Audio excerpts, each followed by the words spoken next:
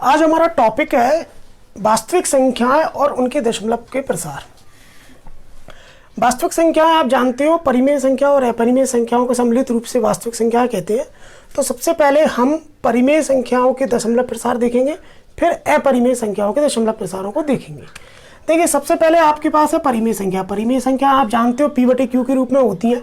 तो ये 7/3 है, 3/4 है या 1/7 है। मैंने कुछ 3 एग्जाम्पल आपके सामने लिखे हुए हैं। 7/3 यदि 7 में 3 का भाग दिया जाएगा तो वो आपका 2.333 इस तरह से आता ही जाएगा, बिल्कुल आता रहेगा। और 3 में यदि 4 का भाग दिया जाएगा तो 0.75 आएगा। और इसी प्रकार 1/7 मतलब 1 में 7 का यदि भाग दिया जाएगा तो 0.142857 आएगा। फिर उसके बाद से अंकों की पुनरावृत्ति प्रारंभ हो जाएगी। लेकिन ये कैसे है, आपके अशांत दशमलव है, इसमें भी आपको अशांत। तो इस तरीके से मैंने 3 एग्जाम्पल आपके सामने लिए हैं परिमेय संख्याओं के। ये जो आपके पास दिया गया है इस पर अगर गौर किया जाए 2.3333 डॉट डॉट डॉट आ रहा है। अगर ध्यान दिया जाए तो 2.333 जो लिखा हुआ है उसमें एक तो ये अशांत है क्योंकि डॉट डॉट है, और दूसरी ये है कि 3 की इसमें पुनरावृत्ति हो रही है। इसका मतलब ये आपके पास आवर्ती दशमलव है।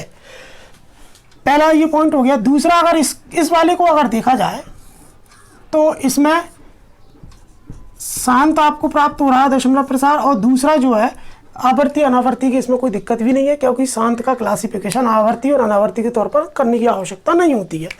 उसके बाद इसमें ये तीसरा जो आपके पास दिया गया है, 1 में जब 7 का भाग दिया जाएगा तो देखिए 1 4 2 8 5 7 लगभग 6 बार भाग देने के बाद फिर दोबारा से अंक की पुनरावृत्ति हो रही है।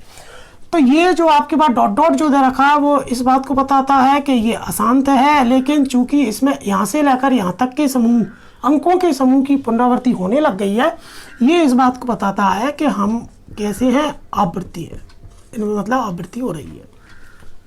तो आपको देखने को इस चीज को मिला है कि परिमेय संख्याओं के जब भी दशमलव प्रसार अगर किए जाएंगे तो वो केवल 2 तरह की प्राप्त होती हैं।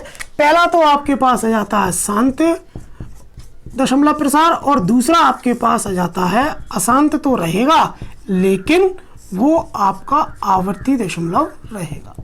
तो इस तरीके से परिमेय संख्याओं के 2 तरह के दशमलव प्रसार होते हैं, एक शांत दशमलव और एक आपके अशांत आवर्ती दशमलव। इसके बाद अब इस चीज पर गौर किया जाए, जब इनको भाग देकर हल किया जाता है, 7/3 को जब हल किया गया, देखिए 7 में 3 का भाग दिया जाएगा तो 3 दूगा 6, आपके पास बचेगा 1, फिर यहाँ दशमलव लगा दीजिए, और ये मैंने अपनी स्वेच्छा से 0 लगा दिए। तो यहाँ दशमलव लग जाएगा, 0 उतारोगे, 3 तिया आपके पास 9, फिर आपके पास 1, फिर 0 उतारिए, फिर देखिए 3 तिया 9, इस तरीके से ये हल होता रहेगा। तो यहाँ पर भी आपका देखिए शेषफल 1 आया था, यहाँ पर भी आपका देखिए शेषफल 1 आया था, यहाँ पर भी आप देखिए शेषफल आपके पास 1 ही आया था। तो देखिए शेषफल जो है आपके जब भी है बार बार कैसे आ रहे हैं, समान आ रहे हैं। तो आपने इस चीज का गौर किया कि इसका मतलब ये है कि आपके शेषफल पर डिपेंड करता है दशमलव का प्रसार। ऐसे ही अगर इसमें अगर देखा जाए तो 3 में यदि 4 का भाग दिया जाएगा तो 3 में जाता नहीं है, इसलिए 0, उसके बाद ये दशमलव लगा दीजिए, और यहाँ पर भी हम दशमलव लगा देते हैं। 30 में 4 का भाग देंगे तो 7 चौके 28, और आपके पास 2 नीचे ऊपर से 0 उतारा तो 5 चौके 20, तो ये आपका 0। तो इसमें आपने देखा कि आपका शेषफल जो है अंत में क्या आ गया, 0 आ गया है। तो जो आपने पहला एग्जाम्पल देखा 7/3 में, इसमें आपने गौर किया है तो देखा कि इसमें हमेशा आपका शेषफल लगातार कैसा आया है, समान आया है।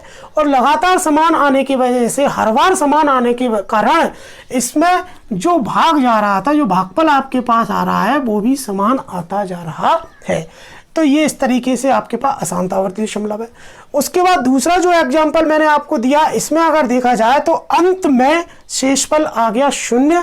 अगर अंत में शेषफल 0 आ गया तो ये इस बात को बता रहा है कि भाई ये दशमलव प्रसार कैसा है, शांत है।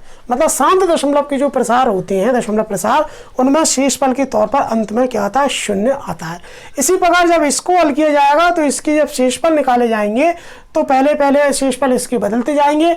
लेकिन आप देखिए 1 2 3 4 5 6 और 6 बार शेषफल बदलने के बाद फिर पुनः दोबारा जो पहले फर्स्ट में जो शेषफल आया था वो दोबारा से प्राप्त होना प्रारंभ हो जाएगा और नतीजन आपके पास अंकों की पुनरावृत्ति होने लग जाएगी।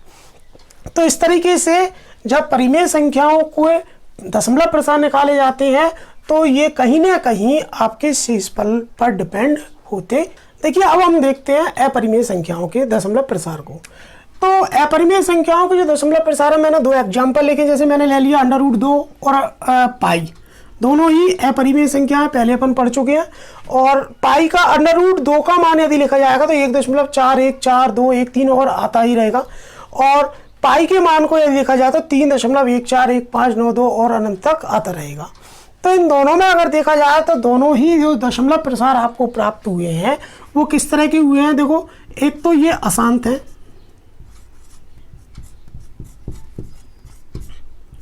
और दूसरी जो बात है वो इस तरह के हैं, देखो इसमें अंकों की पुनरावृत्ति नहीं हो रही है, तो ये आपके अनावर्ती हो गए। तो अनावर्ती दशमलव।